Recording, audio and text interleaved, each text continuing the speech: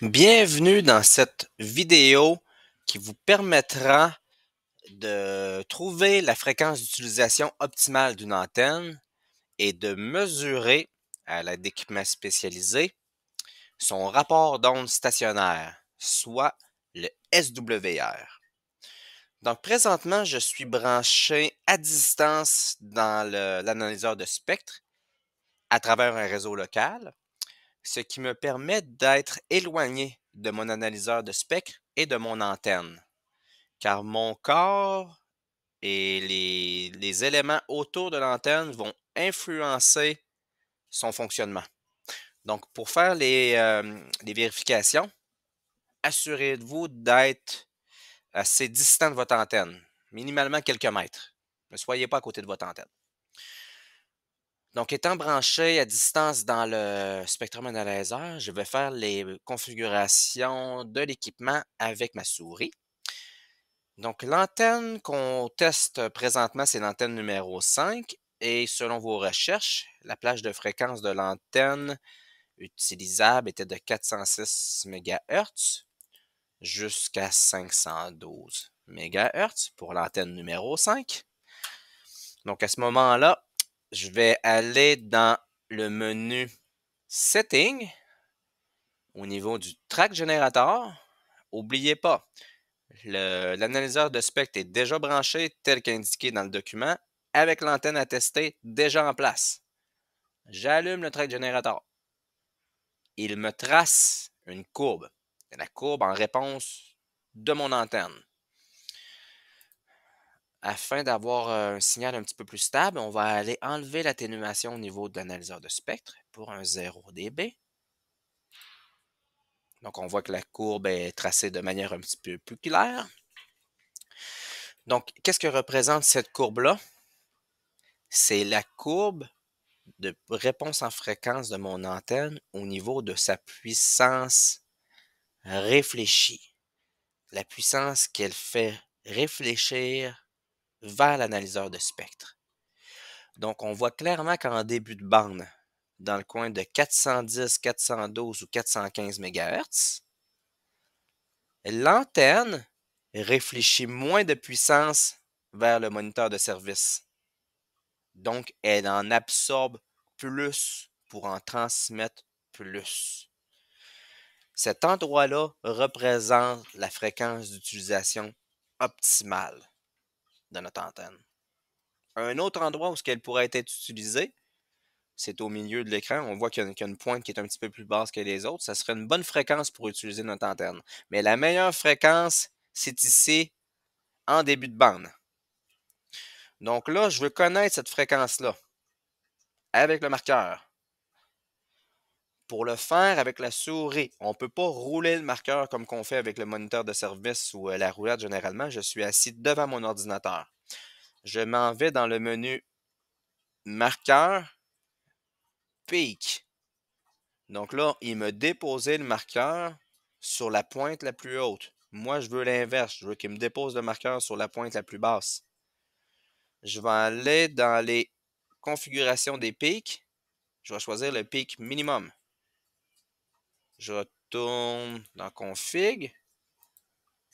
Je m'en vais au niveau du marqueur. Ici.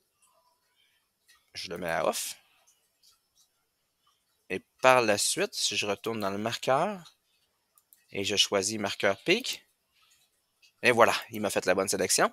Il m'a sorti le marqueur au niveau du pic le plus bas.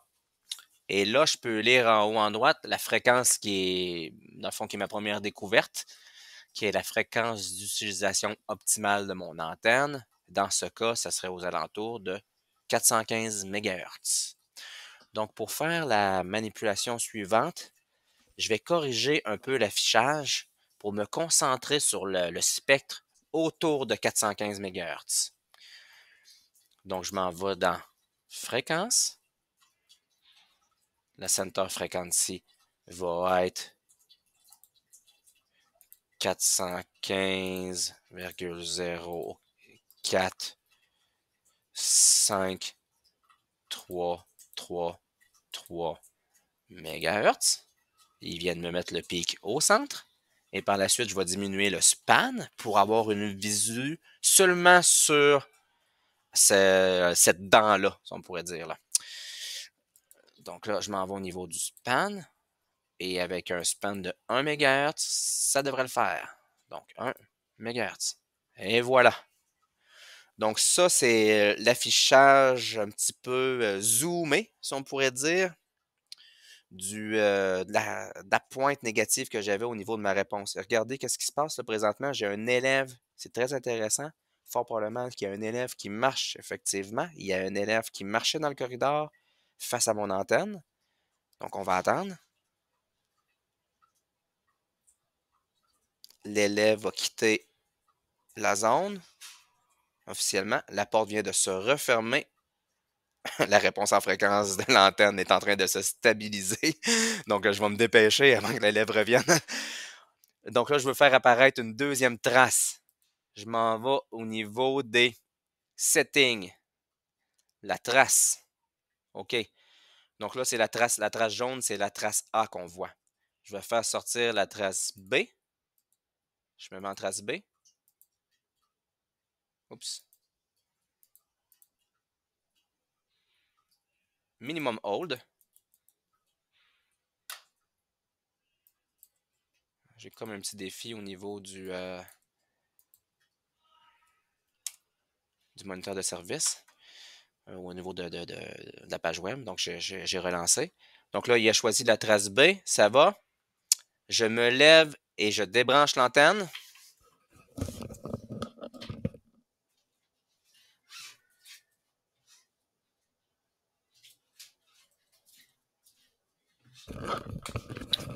Avant de la débrancher, je vais juste vérifier au niveau de la trace A. Je retourne en trace 1. OK, et je vais faire minimum hold. Je veux qu'il me garde le marqueur. Et là, la trace B, qui est la trace bleue. Oups, un instant. Blank. OK, la trace C était la trace bleue. Bon, ne me méprenez pas.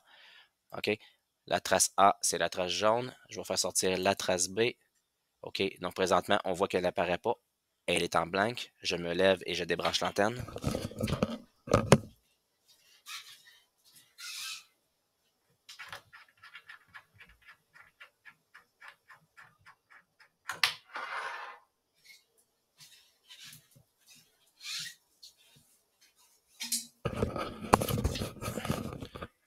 L'antenne est débranchée.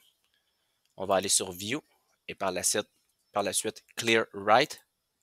Et voilà.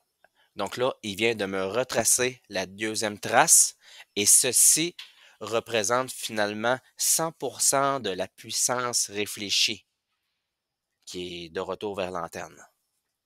Donc là, je vais devoir faire une comparaison entre la trace du bas et la trace du haut à la même fréquence. Donc, je m'en vais dans marqueur. Oh, oui, j'ai quelques difficultés un petit peu avec le site web. Bon, marqueur. Marqueur ici, ça va. Avant de sortir le marqueur 2, je vais l'envoyer sur la trace B. Oups, un instant. Marqueur 1 sur la trace A. Le marqueur est de retour. Par la suite, select marqueur, le marqueur 2. Le marqueur 2, on l'envoie sur la trace B et on le sort à normal. Et voilà.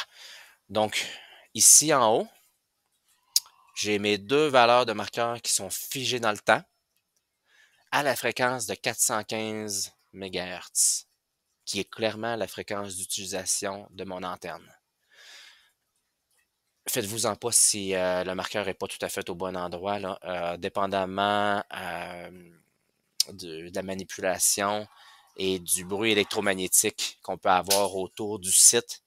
C'est normal que ça varie légèrement, mais on est dans le coin de 415 MHz. Donc là, faites-vous-en pas si vous avez l'impression que votre marqueur s'est détaché un petit peu. Ça va quand même nous donner un résultat qui est très probant.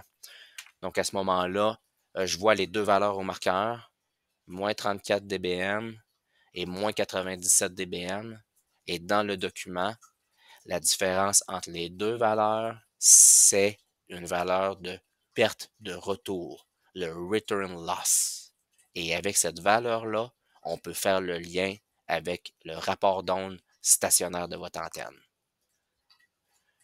Bonne chance!